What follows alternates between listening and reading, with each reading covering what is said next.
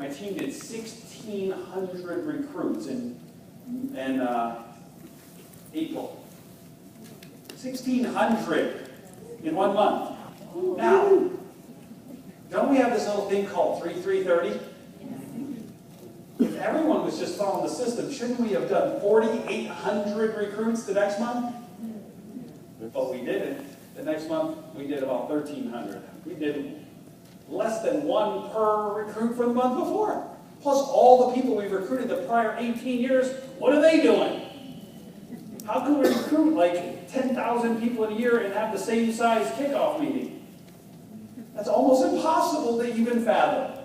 Here's why. Sometime between the time you came in and a year from now, you didn't recruit like you should have. You thought about other things, you got tripped up on licensing, selling, whatever, and you just didn't focus on recruiting. We were having a discussion, Yen and Mickey and I at lunch today. We were talking about Andy, how he pretty much just made this thing happen. And how many of the great leaders, I just had to go do it in Chicago.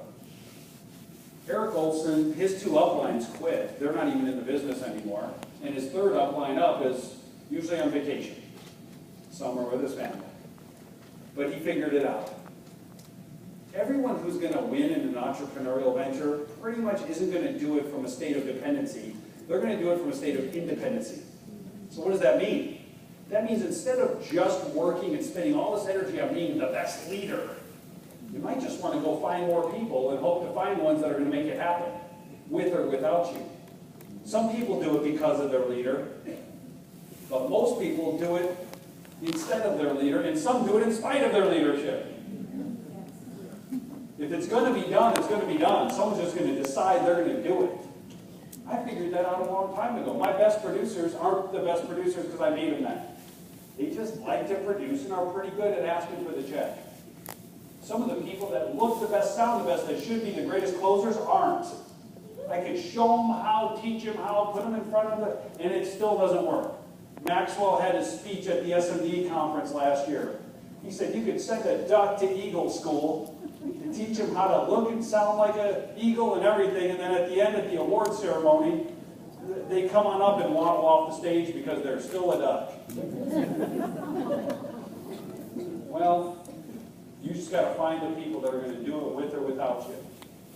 And then you can learn how to tap recruit. Tap recruit is actually the fastest and easiest way to recruit. I like going wide. I'm back into going wide, but it's not easy.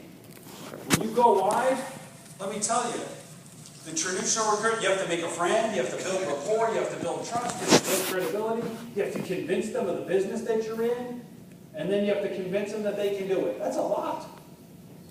Or you can borrow trust, borrow credibility, borrow the rapport and relationship. It's more fun, there's immediate results, and you can get through the 8 speed filters faster. Speed, depth. I think you should go wide a couple a month, no matter what. Yes, when there's a contest, you can rush it up and go 6, 7, 8, but you know what happens when you go 8 wide in a month? Most of them are gone before you even get back to the one you brought in early.